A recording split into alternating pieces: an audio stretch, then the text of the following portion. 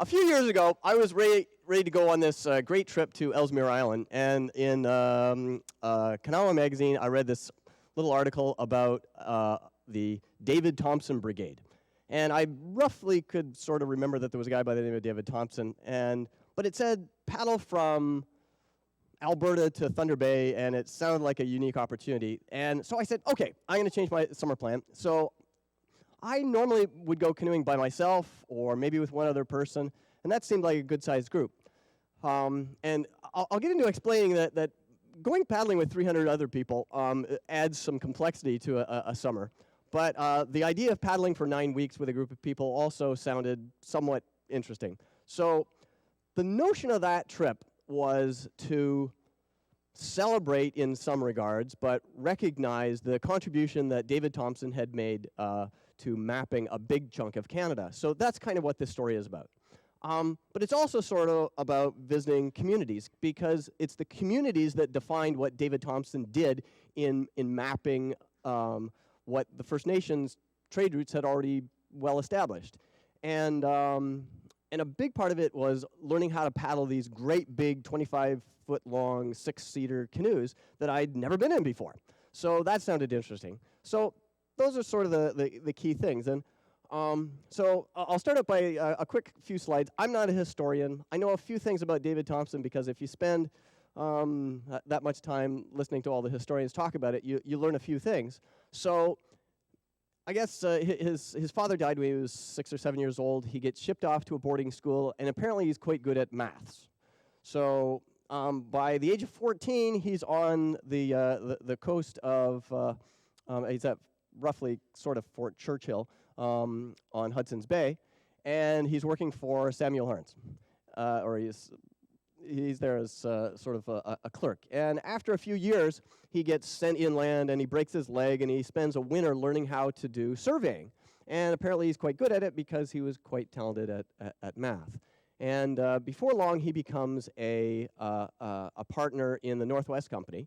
And because the Northwest Company would offer him the opportunity to do map making, and that's what he really wanted. And if you look at all those little red lines over the entire part of the continent that we see when we look at a map of Canada, it's staggering how far he went. I've seen 88,000 kilometers is on the low end of what I've seen. I've seen as high as 120,000 kilometers.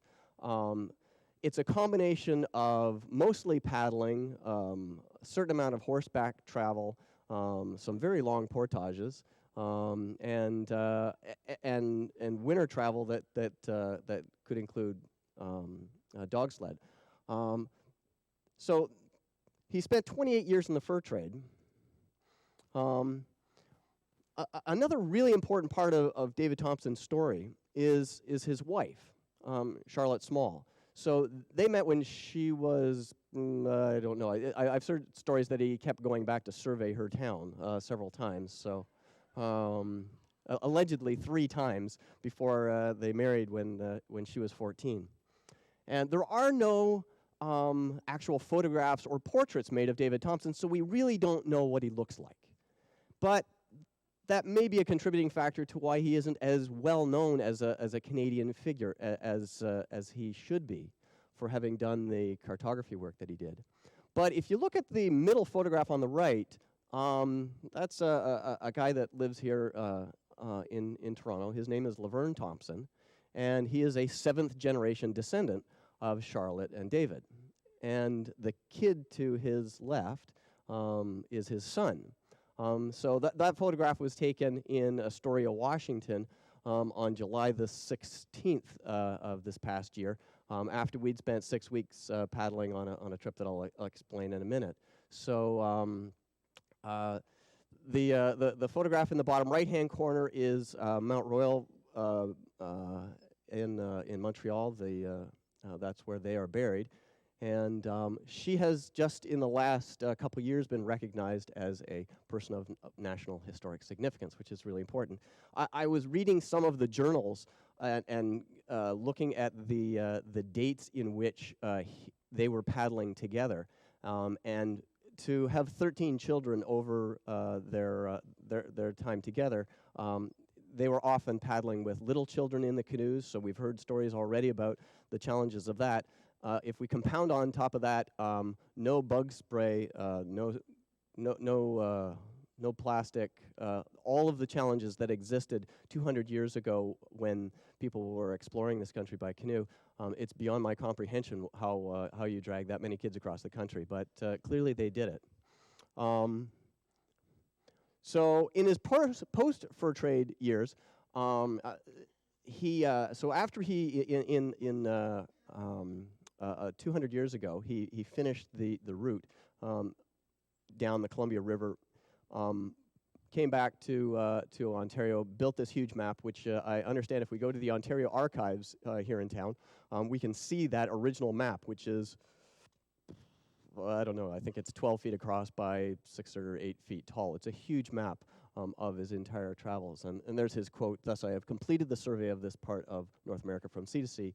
The age of guessing has passed away." So the house on the bottom right, I understand, is the family house in Glengarry County.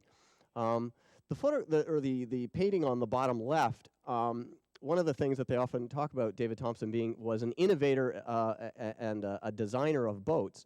Once they got west of the Rockies, there weren't birch bark trees available to build birch bark canoes, which is how he knew how to build those boats. So he had to figure out how to make cedar plank boats.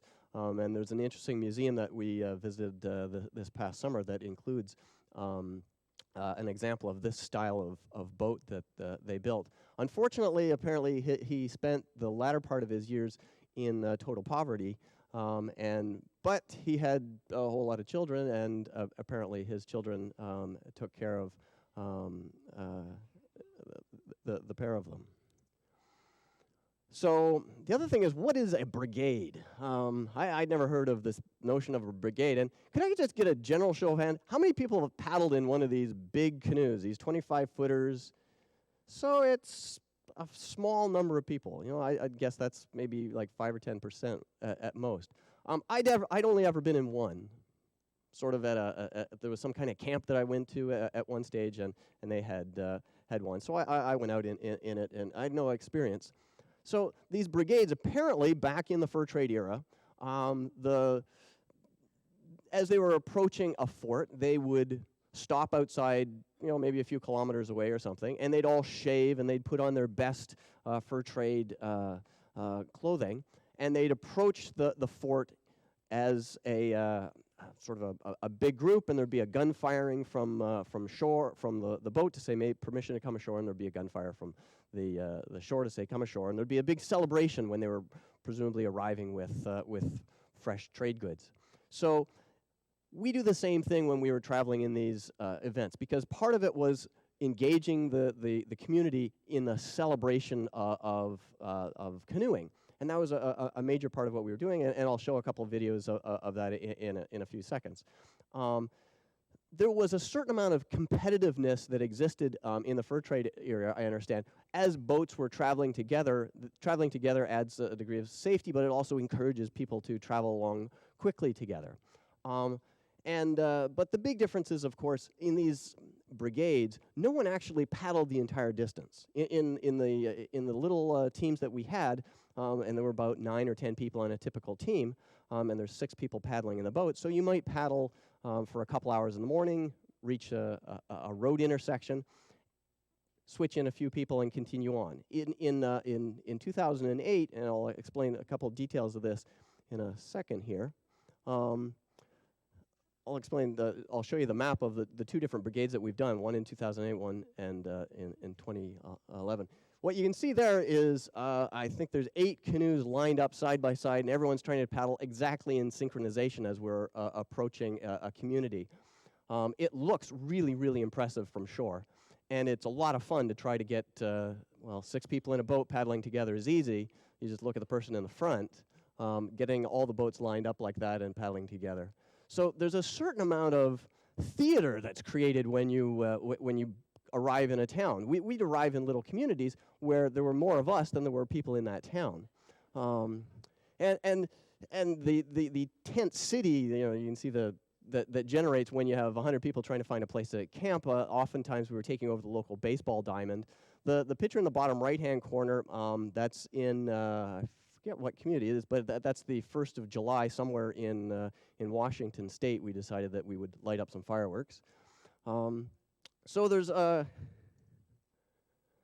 here's the first brigade that I was involved with in 2008. And so it was 9 weeks. We started in Rocky Mountain House. Where's that little pointer thingy?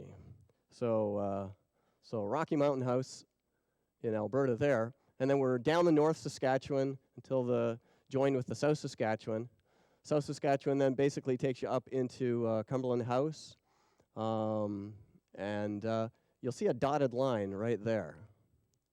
So that's a portage. Fortunately, we had some vehicles to assist in the portaging process. Up to that point, we'd paddled all the way. But so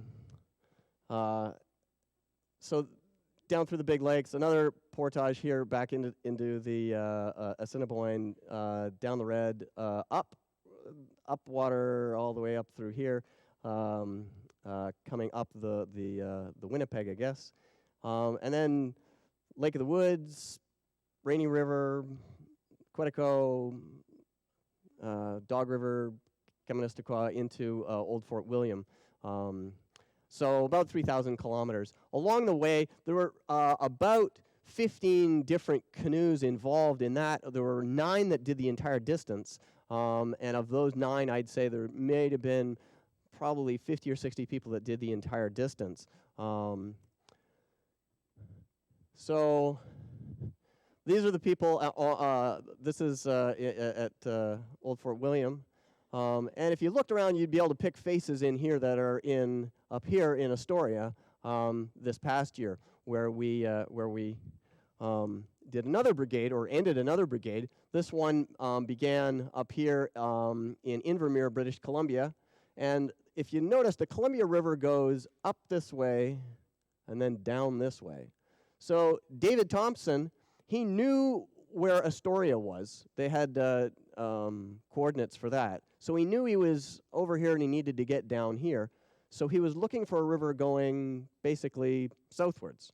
And if you're sitting in Invermere, there's this nice river going south, but it's the wrong river. So he went south, south, south into what is today present-day Montana, reached a point and went, this is not going in the direction I think it was, and I probably started to get local information. So he then portaged overland down into the Clark Fork River, which dumps into what is today a reservoir, and then down the Pend Oreille River, and then he portaged again over to Cattle Falls, and then that puts him onto the Columbia River, which is coming down here. And if you look at all these little green boxes, those are all communities where we had celebrations. This trip was a lot shorter than the last one, half the distance, and we spent 2/3 the time, so the pace and travel per day was a little more forgiving.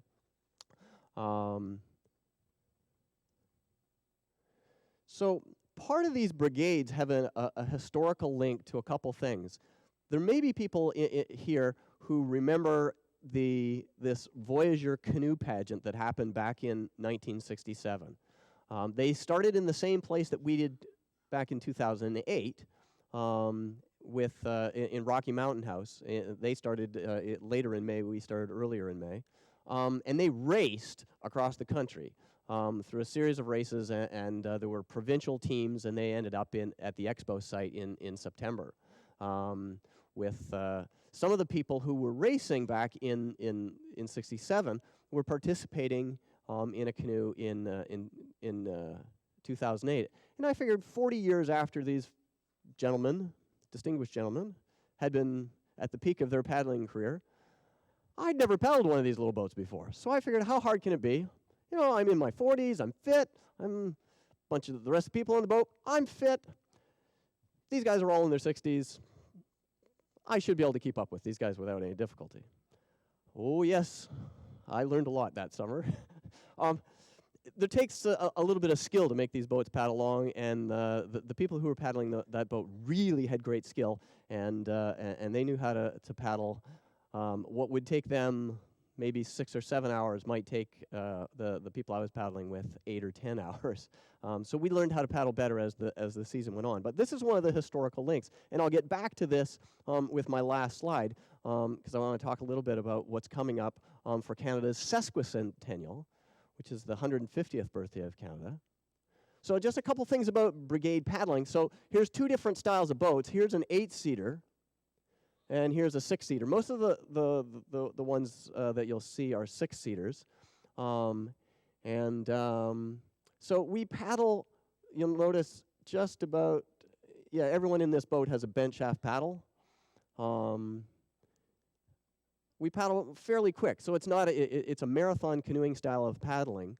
You're switching sides on the boat, so you're like the person in the middle is sliding across to the other side, so you reach over, grab the gunnel, haul yourself across, and start paddling again. And so you may paddle, 50 strokes or so on one side, and you flip over the other side. And these boats, because they're a long boat, they plane up and go at a very nice speed. If you have half a dozen people with no great athletic capability, and they're all paddling perfectly in synchronization, these boats will cruise along nicely at 8 kilometers an hour. If you throw a 20-kilometer headwind into your face, they'll still cruise along at pretty much the same speed. You have to work a little bit harder. And we'd stop, and historically, in the fur trade era, they would paddle along for approximately 50 minutes, and then they would take a 10-minute break. They called it a smoke break at that time. Smoke them if you got them, I guess. Grouping up a whole bunch of people happens. You're paddling down a river. In this case, that's on the Kaministiquia, but on some of the rivers that we've traveled, such as the Columbia, we could float along at 10 kilometers an hour just with the current pushing us, so we could make incredible distances in a day. The longest distance I've paddled in one of these boats in any one day was 103 kilometers paddling into Cumberland House in 2008. Took us 11 hours of paddling. So on these brigades, if you're paddling with 10 boats and there's 10 people per boat or crew, you have 100 people arriving in a community. So the issues every day are access to food and figuring out what tomorrow's weather is about and where are we going. So here, this picture here, that's deep fried turkey for 120 people on the 4th of July at the intersection of the Snake River and the Columbia. Sometimes camping involved taking over the local gymnasium at a local school. But if you look at, so every night we would have a meeting where one representative of each team would come together and we'd talk about where we're going the next day. And if we had an arrival ceremony where we had to be at a specific time. So, here I'm saying in this meeting, no arrival ceremony, which is a good thing. But we're leaving at 5:30 in the morning. The big issues are heat, wind, and sprinklers. I'll explain the sprinklers. So the weather forecast for the next day was relatively mild winds at 20 to 25 miles an hour, gusting to 34. That's normally the day where you keep your tandem canoe off the water. But going out into this kind of wind is doable in these big boats because they're really incredibly seaworthy. So these boats handle big water pretty well. You'll notice here, there's 2 waves to surf a 26-footer. And they'll take a big wave head on pretty quickly. And let's just see if I can make this work. Here we go. Do we have music?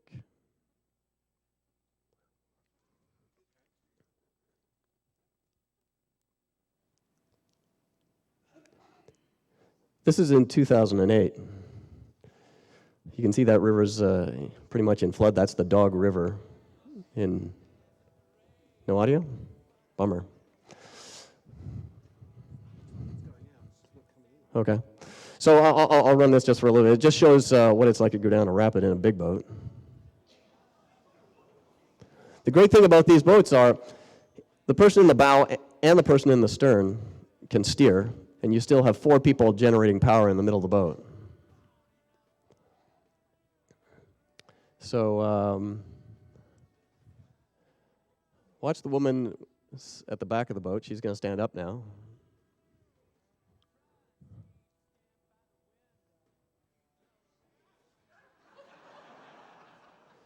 So once again, you can see that's 6 people, paddles all in the air.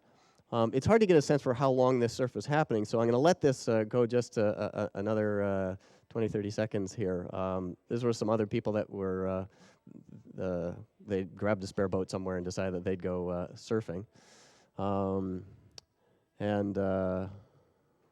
See, Richard, I told you you'd be in this.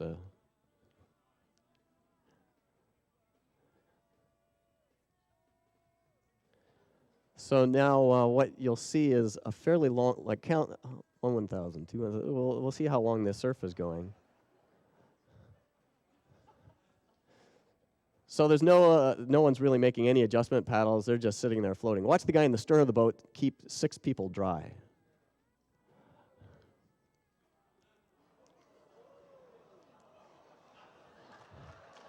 Yeah, that's enough. Here, we'll see if we can stop this somehow. Oh, there we go. Giddy up. So I think for a lot of people, the geography is an important part of a trip, and it certainly is for me. These are some shots that I took this year along the Columbia. The top shot is in eastern Washington State. You can see we're back into the trees in the middle shot. And one of the things I'm really attracted to paddling in these big brigades now is because you can cover incredible chunks of distance in ways that I just wouldn't normally. But the other big piece is the engagement that we get in communities. And here in the sort of the bottom left here, this is an arrival, all the boats arriving at town, and there's all sorts of people in town. We had about 500 people out in canoes that had never been in canoes before as a part of the brigade this year, and that was a major part of it. These are shots taken from 2008. The late Kirk Whipper was paddling with us for, what, Richard, 2 days? I think it was 2 days. This is at a Hutterite community in Alberta. They whipped up deep-fried chicken, as I recall, for about 150 people on very short notice.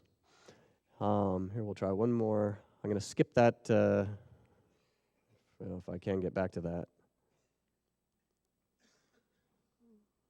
How do we make that video work? Where is it? Right there.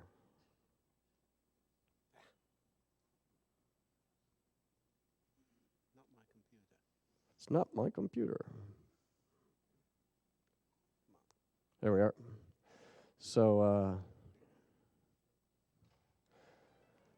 So when we arrive in a community, there's a big celebration. So what you'll see is we'll typically be doing some kind of figure eight or some kind of thing right in. So there's the gunshot. Now the race to shore, a gunnel thumping exercise. There's races that occur on these as well in communities. I remember the day that we arrived in Cumberland House. It was 4 o'clock in the afternoon. They were probably on a Tuesday, and there were canoe races going on. Another big part of it has been First Nations communities and Indian reserves throughout the U.S. That invited us in and put incredible meals together for us. Here's a drumming. I don't think this guy, who is the drumming elder in that community, really liked the rhythm of these folks, but it was great fun and to be welcomed in. A major part of this was paddling across the border from southeast British Columbia into Montana. So there was a dedication of this obelisk thing celebrating David Thompson at the border. So we got to cross the border, and people were jumping across this little line in the sand that had been drawn. So my last slide here is about the Sesquicentennial of Canada coming up in a few years. And a bunch of the people who've been paddling in these brigades have been talking to members of parliament. And there's several members of parliament who have enthusiastically signed on to the notion of making canoeing a big part of 2017. And at least one cabinet minister is behind this, in support of it right now. And the notion is to broadly And it's just at the earliest stages right now. And because we've been able to show that we've been able to engage communities all across the country and put together big celebrations, we've started to put some potential trips together. Now, personally, I'm interested in going from Fort Smith to Fort Simpson. I think that'd be a fun trip. But there's also this absence of one sort of above there. In fact, most of these are sort of down here. So I think, you know, we could do some long distance, like you can cover the whole Yukon River quite easily in one of these in short order. But the big goal is to have on July 1st in Ottawa a huge number of canoes arriving in a brigade from multiple different directions. In my paddling club in Kitchener-Waterloo, the Waterloo-Wellington Canoe Club, I'm suggesting that we start in Waterloo, go down the Grand, down Lake Erie, down the Niagara River, do one of those vehicle portages around that Niagara Falls thing, and then you know, whip across Lake Ontario and then shoot down either and come up the Rideau or something, or even go to Montreal. So what I want to finish with is I'm encouraging you to, if you've never paddled one of these things, find a way to go out and paddle with someone who knows how to paddle them. And if you're interested in getting involved in something for 2017, send me an email, and I'll stitch you into it. A lot of the planning is going on in Edmonton. That's because out west they're really, really strong on these types of things. Thank you so much for having me here.